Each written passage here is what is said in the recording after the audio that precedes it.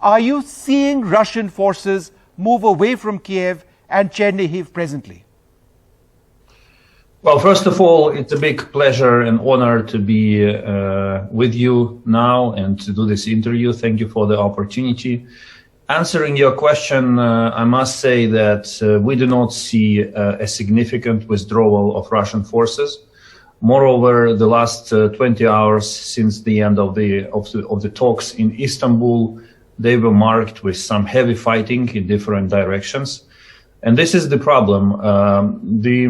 We do make some constructive proposals to Russia. We are seeking a mutually balanced solution, but we don't see how our constructive proposals are reciprocated by the Russian behavior on the ground. Because talks are being held, but the shellings of our cities continue, and the murder of civilians and the destruction of our towns and villages, they go on. And this is the biggest problem. The talks seem to be disconnected from the situation on the battleground. Is there any movement at all, Mr. Kuleba, of Russians moving their tanks or armored vehicles away? Anything at all?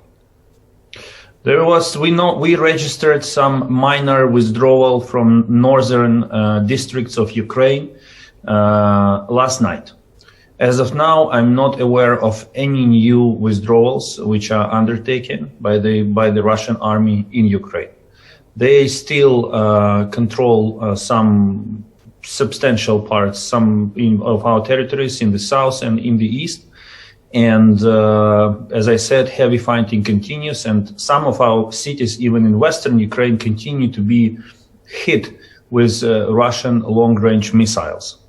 So are you worried that all that Russia may be doing at this stage is essentially repositioning its soldiers or getting set to reposition their soldiers elsewhere in the Ukraine? Well, Russia is not hiding its plans. Its military officials announced that they are preparing for an offensive in eastern Ukraine in the region called Donbas. And therefore, this tactical withdrawal from the north of Ukraine may be actually part of the relocation and repositioning effort instead of a constructive concession or a constructive step made by Russia. This remains to be seen. I do not prejudge the situation on the ground, but we are extremely cautious, and we want Russia's constructive words to be followed by Russia's constructive deeds.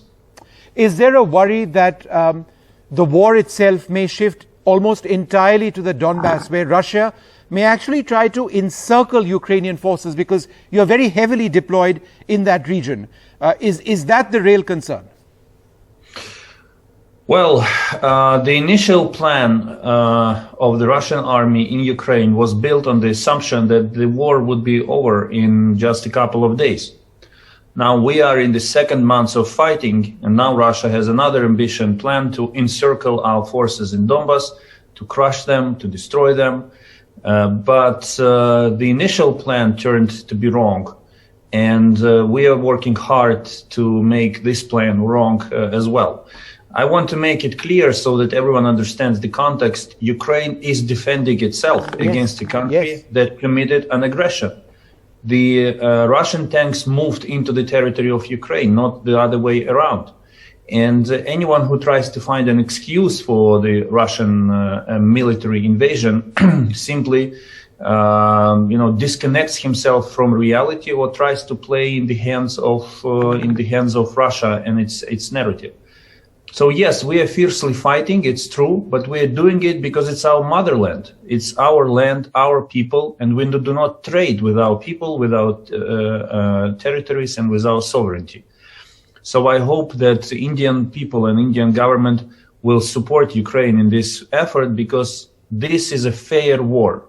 Yes. This is a just war. A country is defending itself.